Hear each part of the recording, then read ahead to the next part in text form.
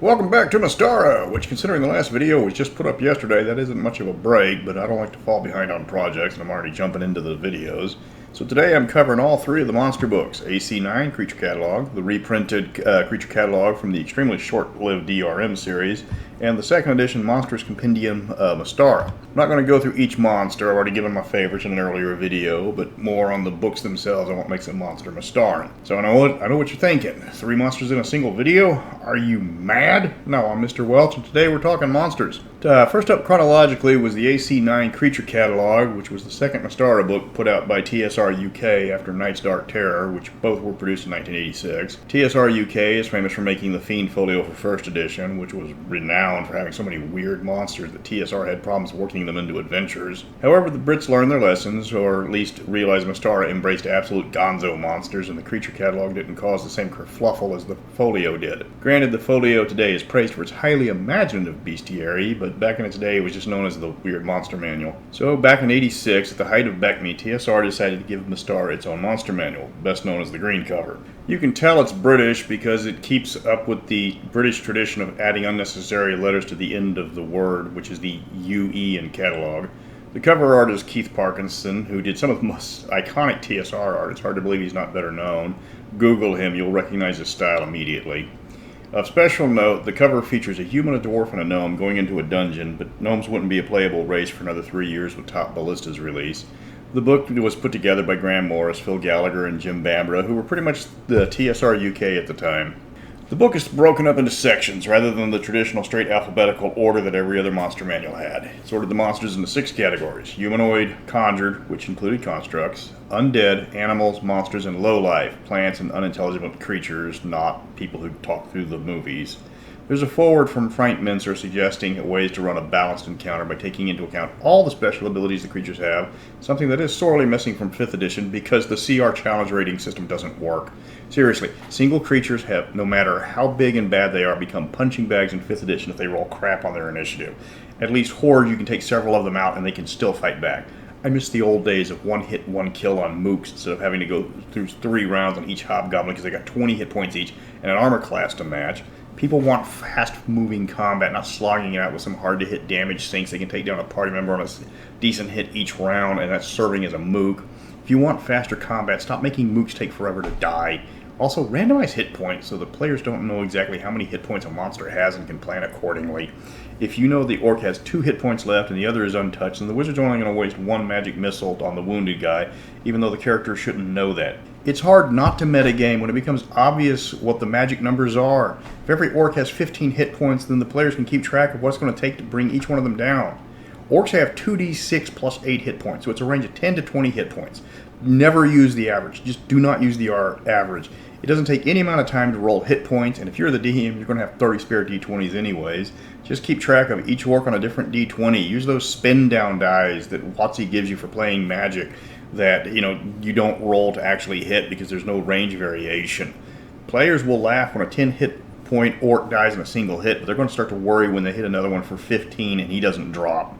Randomize the hit points. Makes the game more unpredictable and therefore a lot more fun. Okay, back to the review. Okay, so you're going to see a lot of monsters from older modules. The Crone of Chaos from Journey to the Rock makes an appearance. Horror on the Hills Lava Lizards there. So is the Cheval, the Traldar, and the Hutakans from Night's Dark Terror. Like TSR UK wasn't going to mention their masterpiece. The Karakara from Drums of Fire Mountain are there. The Lupin, Rakasta, Phanaton, and Arania from the Isle of Dread are, of course, all going to be there. So it's a great source if you're running a module and you don't want to keep flipping to the back. The book does list all the monsters in Mystara, including the ones from the BECMI set, as well as, well, except for the Immortal set.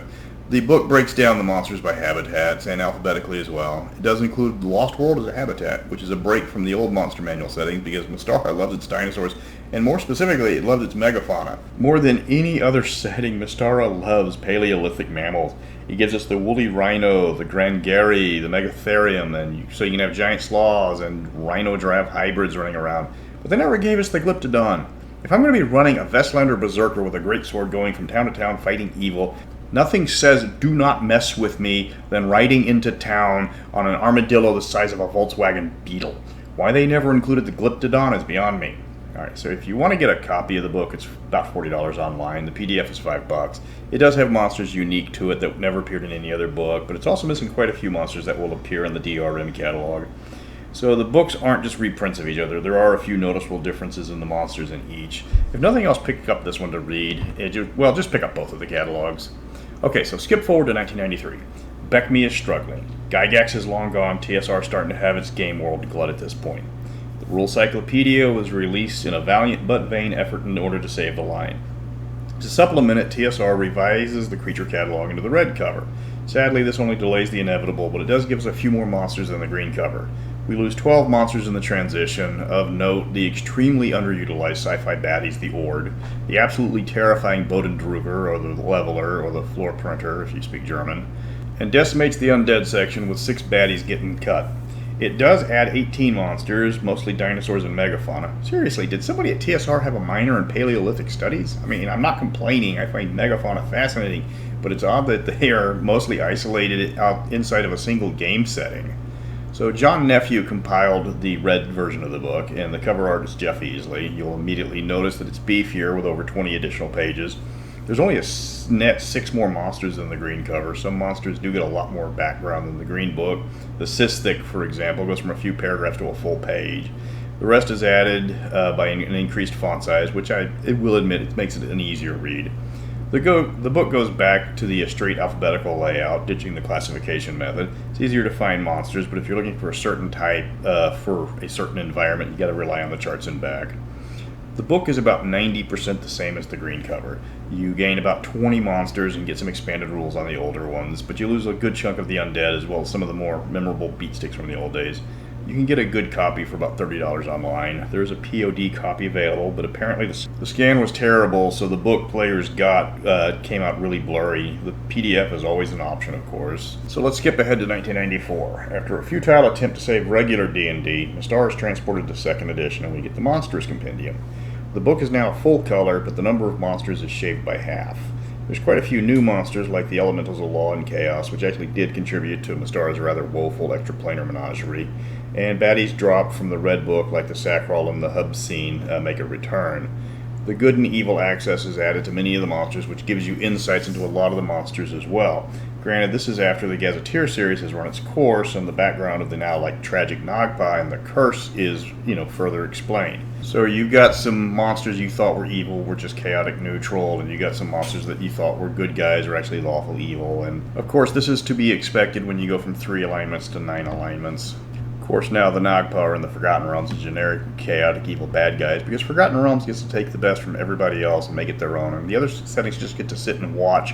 As the Forgotten Realms people will tell us that these were always part of the background, and that these monsters were always there, and what are these other settings you talk about, because these were always ours. Yeah, the Forgotten Realms are pretty much the New York Yankees of D&D. There's not many original monsters in the book. Almost all of the book, with just a few exceptions, are bad guys from the past, and there's really not many of them. Back in 2nd edition, the monster manual was originally a loose-bound ring binder, and you were supposed to take the loose sheets and put them in the binders who added more monsters. That turned out to be a disaster because it was impossible to alphabetize sheets that had 2 different monsters back to back, and when then there was a 3rd sheet with a monster that fit between the 2, you couldn't alphabetize it. The idea was dropped pretty quickly. We got the appendix books instead, which Mystara was one of the first in the format. There's a lot less monsters, but there's a lot more information for each one. Some of the monsters come directly from Beckme or the Cyclopedia's monster section. And the compendium gives you information on combat, habitat, society, and ecology. It's a case of quality over quantity, with more information on each monster, but far fewer bad guys. I assume if the book sold well, there was going to be a 2nd book with the rest of the monsters, but TSR wasn't long for this world at this point, and Mystara died about a year later. The Monstrous Compendium is not in demand today. You can get it for about $20, which is actually $2 over the original list price. The PDF is a whopping $10 on DriveThruRPG, so just buy the print copy. Who charges $10 for a PDF of a book that wasn't very popular to begin with? I mean, sure, it's full color, but it's still just a file on your computer after all. So Mystara had a ton of monsters unique to the setting, because it was just such a massively magical setting. There was a ton of constructs like the living statues, which are the poor man's golem, or the juggernaut, which didn't appear in any other settings. Mystara wasn't the same rule set as the other settings, and it evolved in a bubble where AD&D had the Tabaxi, we had the Rakasta, for example. We've avoided the cliches that the drow and the mind flayers have become. Instead, you get to fight the other alien brain collectors, and you get to meet the unique culture of the Shadow Elves. Mystara's separate evolution kept things refreshingly different from the homogeneity that the realms became, and then they later forced on, like Greyhawk or Dragonlance. New monster manual that reflects on a creature's location from the Gaze of Tears would be nice, but that requires WotC to open up the setting. So if anybody over at Wizards is listening, I'm available for interviews. I can talk to people about this all day long and convince everybody that they need to open up Mystara to the DM's Guild so that we can add more product to it and make you some money. Because in the end, it's about what makes you money. And if you open up Mystara, I'm pretty sure the entire nation of Italy would buy a copy. I've even got the player's handbook written and ready to go. Just give me the word and I will publish it. All the art's original. Everything is good to go. And it's 215 pages, full color, ready to go. It's got new races, dozens of new archetypes, new types of magic, just everything you need to play Mystara, ready to go. Just give me the word. I will get it on the DM's Guild tomorrow. In 5 years, we've gotten the Forgotten Realms and Ravenloft with only one book. Now you're adding Eberron with one book, and you're jumping into Magic with Ravnica. So you're really not going to be putting out many books for Mystara anyway. So subcontract, let somebody else make you some money. You don't have to do anything but other than just give me the word. Good to go, right now. More diversity in settings is a good thing, even if keeping those settings unique to themselves is just as important. So, just like I said, Mystara Player's Handbook, ready to go right now. I've been holding on to it, working out the bugs, working out the typos, getting the balance perfect. It's a fantastic game, and it will make you a bunch of money. Just give me permission to publish it on the DM's Guild right now.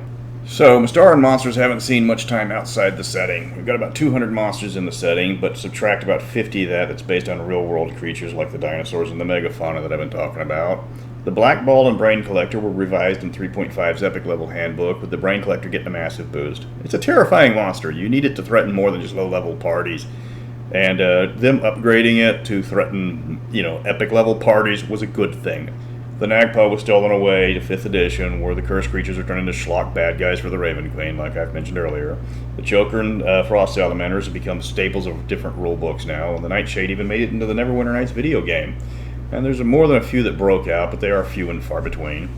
So that's going to be it for the monster manuals. They've got a lot of monsters, obviously, and the first two are somewhat interchangeable, and the third is a shallow copy of the first two. They are great reads with a lot of monsters that you can steal for your own ideas.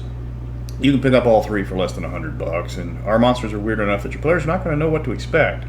So next week I'm going to review 2nd edition players and DM survival kits. That was a lot of neat stuff. I lie, some of it just fell flat, but it was an attempt to keep things going for 2nd edition Mystara. And it had some mixed results because it was supposed to be players and DM's aid, and it just really did not go through the playtest sessions at all. So until next time, bugs, Mr. Rico, zillions of them.